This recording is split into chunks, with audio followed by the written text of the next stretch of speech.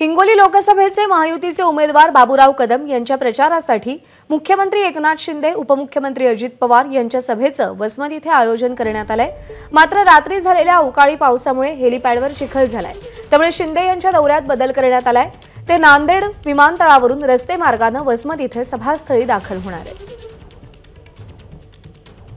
याचा आढावा घेतलाय माधव दिपके यांनी। हिंगोली लोकसभेचं मतदान दुसऱ्या टप्प्यामध्ये होणार आहे।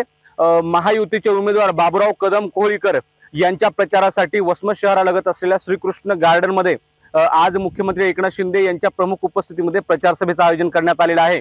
या प्रचार सभेसाठी मुख्यमंत्री एकनाथ शिंदे सभास्थळी हेलिकॉप्टरच्या सहाय्याने येणार होते, परंतु आता त्यांच्या दौऱ्यामध्ये मोठे बदल करण्यात आलेले आहेत।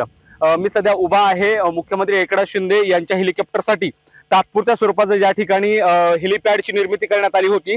या ठिकाणी मी आहे, आपण बघू शकता रात्री झालेल्या पावसामुळे या ठिकाणी मोठ्या प्रमाणामध्ये चिखल झालेला आहे आणि अशा परिस्थितीमध्ये चिखल मोठ्या प्रमाणात झालेला असताना या ठिकाणी हेलिकॉप्टर लँड करणं मोठं धोकादायक होऊ शकतं आणि हे लक्षात घेताच मुख्यमंत्र्यांच्या दौऱ्यामध्ये मोठे बदल करण्यात आलेले आहेत।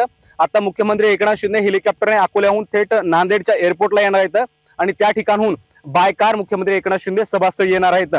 त्यामुळं हे संपूर्ण झालेला बदल लक्षात घेता मुख्यमंत्री एकनाथ शिंदे यांच्या सभेला उशीर सुद्धा होऊ शकतो अशी शक्यता वर्तवली जात आहे। रात्री झालेल्या या पावसामुळे मात्र मुख्यमंत्र्यांच्या दौऱ्यामध्ये बदल करावे लागले आहेत हे मात्र निश्चित। कॅमेरा पर्सन आकाश माधव दिपके, एबीपी माझा, हिंगोली। एबीपी माझा, उघडा डोळे बघा नीट।